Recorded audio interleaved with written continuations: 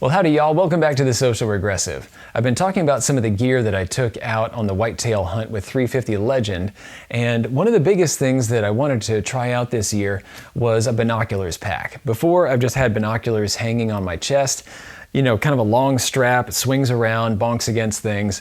It's a little tricky to work with them. For the most part, what I did is I kept them in their original case and then stuffed them into my backpack. And so if I went up a ladder stand, I would just go up with the backpack, hang it, pull out my binoculars, hang them around my neck. But it's really nice this time to have these around my neck the whole time. I could just have this case hanging on my chest. And one of the really cool things about this is that it keeps it attached to my chest. So if I'm going up a ladder, if I'm trying to climb a tree, or if I'm going through the woods, this thing is not swinging around, bonking into things. It keeps everything really neatly in here. And not only does it keep it from bonking around, it's going to keep it really clean as well. So yeah, this is the Allen Terrain. You can see that it has, looks like a real tree or mossy oak type of camo. It's kind of soft on the outside, so it's not going to make a whole lot of sound if it brushes up against things. I really like that. We also have a strap across the front. This is just a brown nylon webbing, and I use this to hang my rangefinder from. Now I wanted something that was relatively simple. I didn't want something that had bells and whistles and things all over the place. I wanted a binoculars case, something that would just sit very neatly in the middle of the chest and keep everything really tight in, and that I could hang maybe one peripheral off the end. And that's how I went out, just like this. This is the Nikon Monarch 3000 rangefinder. This has a stabilizer on the inside. I'm so sad that you can't get this model anymore. This thing is fantastic. Really long ranges. You don't have to use a tripod or brace up against anything. It gets those distances really easily. But yeah, I had this hanging from the side, and then the pack itself has some really cool features to it. First off, if you want to be really secure, you have this strap that goes across the top. So that just locks in like that. And that's going to keep this extra secure. The binoculars cannot fall out. Once you get closer into position where you might want to use this, you can pop that out. And then at this point, it's held in place by magnets. So up across the top, you have two magnets right up here by the strap that are going to attach to the two magnets right here. That'll snap that closed. And then you have a couple more here on these edge flaps. So if you want to be able to keep the rain out, keep junk out very quickly, you just kind of flop it closed, and then it's all locked in place. And all you have are these just little gaps right here where the straps come through. So for your binoculars, you're going to take off the strap that naturally came with it, the one that came in the package, and instead you're going to attach these little guys that attach over the shoulder straps. This is not just something that hangs from your neck. This is actually a whole shoulder rig. So the way that I've been getting into this, and by the way, that's Luna in the background, that little bit of shaking that you heard.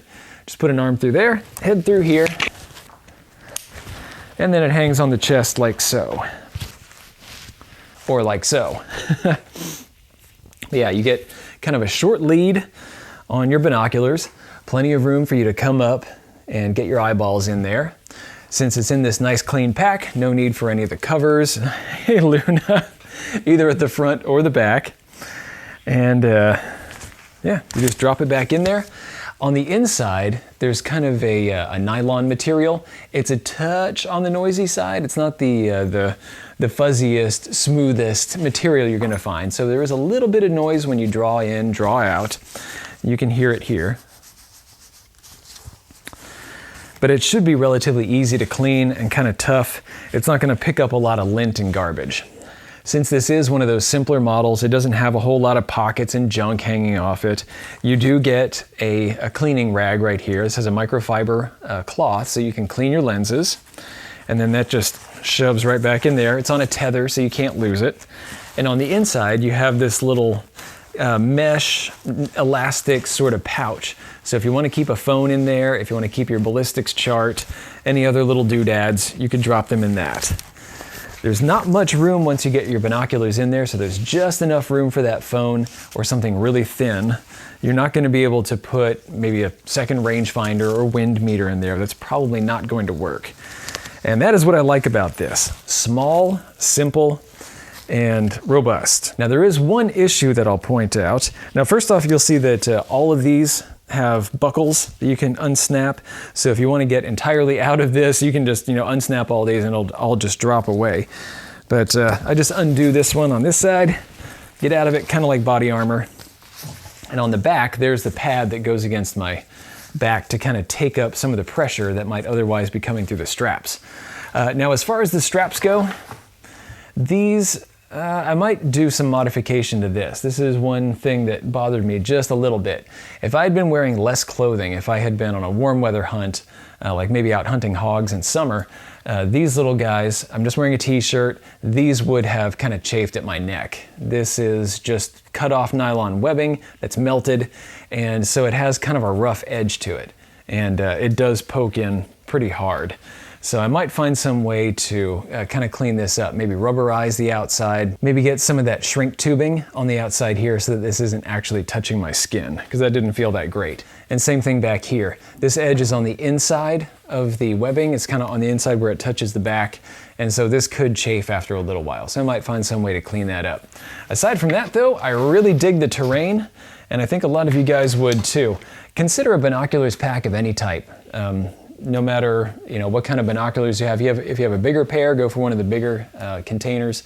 But it is kind of a nicer, more civilized way to carry these and a couple other small items on the chest without having to worry about a lot of strap entanglement and that sort of stuff. It kind of keeps everything neat and clean. Thanks a lot for watching, you guys. Thank you, patrons of the Destructive Arts, for buying this. This is actually one that I purchased with my own money. Alan didn't send this, so I'm recommending it, kind of on my own dime here, or on yours, Patreon folks. Thanks a lot for making this happen. I will see you all in the next video. Thanks for watching. If you liked this video, be sure to like, share, and most importantly, subscribe. Even if you didn't like this particular content, go ahead and subscribe. There's probably something coming that's more up your alley.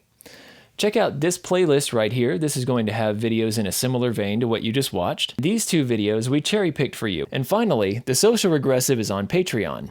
So you can become a patron of the Destructive Arts and earn some goodies while helping us to provide high-quality videos just by kicking us a few bucks a month. Thanks a bunch for your patronage.